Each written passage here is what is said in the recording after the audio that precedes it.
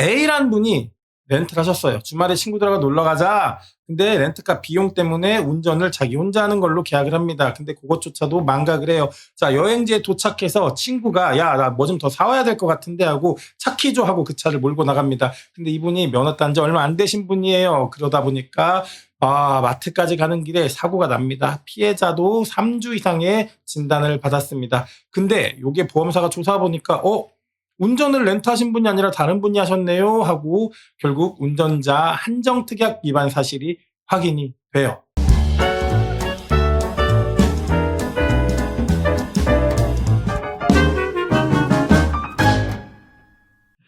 안녕하십니까. 교통사고 법률사무소 전문 법률사무소 대청의 사건 찾기 팁입니다. 자, 오늘 영상에서는 렌터카 사고 형사처벌 과연 이럴 때 어떻게 대응해야 되는지, 그리고 교통사고 전문 변호사 사무실에서는 이런 사고를 어떤 시선으로 바라보는지 자세히 안내해 드리도록 하겠습니다. 자, 일단 반드시 알아야 될 법적 쟁점과 대응점인데요. 렌터카 사고 정말 많이 발생하는 게, 여러분들도 운전하시다 보면은 하자, 허자, 호자 차량 굉장히 많이 발견하십니다. 저도 그런 차 타거든요. 근데 요 렌터카 사고가 형사처벌이 가능한 이유는 렌트카 운전 중에 발생한 사고도 일반 차량과 똑같이 교통법규 위반, 중대한 과실이 인정되면 형사 책임이 됩니다. 이건 12대 중과실에 해당하는 행위로 사고를 낸 경우에는 특히 형사처벌이 더욱 엄격합니다. 기소, 벌금형, 집행유예, 심지어 금고형까지 선고될 수 있으므로 사고 이후에 신속하고 적절한 대응이 중요합니다. 그런데 이때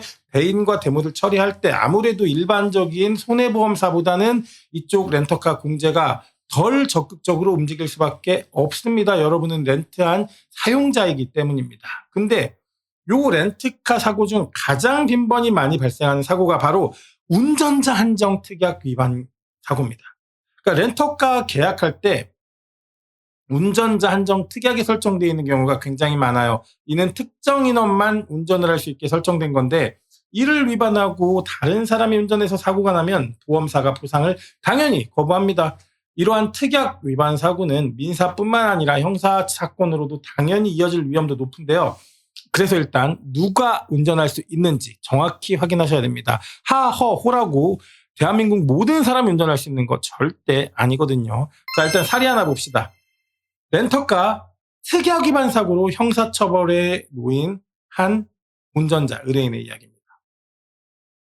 A란 분이 렌트를 하셨어요. 주말에 친구들하고 놀러 가자. 근데 렌트카 비용 때문에 운전을 자기 혼자 하는 걸로 계약을 합니다. 근데 그것조차도 망각을 해요. 자, 여행지에 도착해서 친구가 야, 나 뭐 좀 더 사와야 될 것 같은데 하고 차 키 줘 하고 그 차를 몰고 나갑니다. 근데 이분이 면허 딴 지 얼마 안 되신 분이에요. 그러다 보니까 마트까지 가는 길에 사고가 납니다. 피해자도 3주 이상의 진단을 받았습니다. 근데 요게 보험사가 조사 보니까 운전을 렌트하신 분이 아니라 다른 분이 하셨네요 하고 결국 운전자 한정특약 위반 사실이 확인이 돼요. 그러다 보니까 당연히 보험사에서 렌트카 조합에서는 보상을 거부합니다. 그러면서 이제 이 친구분은 개인의 비용으로 피해자에게 대인, 대물까지 다 처리를 해줘야 되는 상황입니다. 결국 전형적인 무보험 사고예요. 근데 이게 더 큰 문제는 사고 후에 검찰이 이 친구분, 운전이 미숙했던 잠시 차를 끌고 간 분을 약식 기소합니다. 결국 형사처벌의 위기에 놓입니다. 결국 형사처벌, 이 어떻게 형사처벌 받는지 이 수위, 이거는 형사 합의를 하냐 안 하냐에 큰 영향을 받습니다. 형사 합의가 이루어지고 피해자가 처벌을 원하지 않을 경우는 검찰은 아예 기소를 하지 않거나 기소 유예를 한다는 얘기죠. 또한 불기소 처분할 가능성이 높습니다. 근데 이 합의를 피해자와 직접 협상하면 감정도 격해지고요. 그리고 본인이 대응하기 어려운 상황이 너무 많이 발생해요. 그러다 보니까 저희의 중재가 필요하다는 결론을 내리고 연락을 주셨습니다. 근데 저희가 여기서 빠르게 신속하게 처리를 해드렸습니다. 일단 여러 가지 역할을 해드렸는데요. 첫 번째, 사고 사실 그리고 피해자의 상태를 종합적으로 분석해서 대응 전략을 마련을 합니다. 그리고 피해자와의 형사합의 조율 및 형사비서를 작성을 했고요.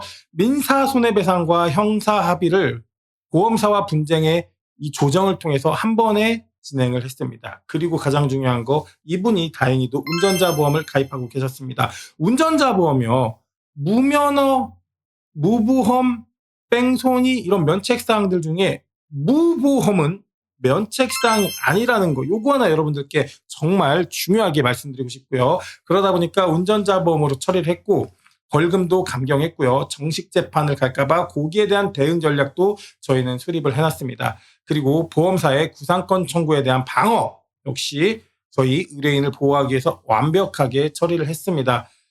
자, 운전자 보험이 요럴 때도 쓰입니다, 여러분. 연령 한정 특약 위배라고 해서 자동차 보험이 면책이라고 해서 내가 가진 운전자 보험도 면책일 거라 생각하시는 건 오해입니다. 운전자 보험 약관에 보상하지 아니하는 손해에 무면허는 보상하지 않은 손해가 맞지만 무보험은 면책사항이 절대 아닙니다. 그러다 보니까 렌터카 운전자의 별도의 운전자 보험 가입되어 있다면 이거 역시 특약 위반 사고에도 불구하고 형사합의, 변호사 선임 비용, 벌금 등을 지원받을 수 있으니까 이런 사고 났을 때 문의를 주셔야 여러분들의 숨은 권리 그리고 법정에서의 여러분들의 권리를 찾을 수 있는데 저희가 큰 도움을 드릴 수 있도록 합니다.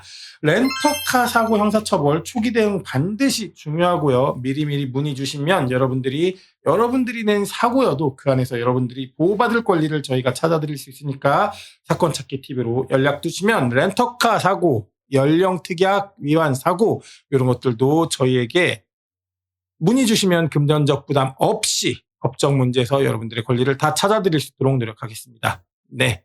마무리하자면 렌터카 사고 형사처벌 전문가와 상의하시고요.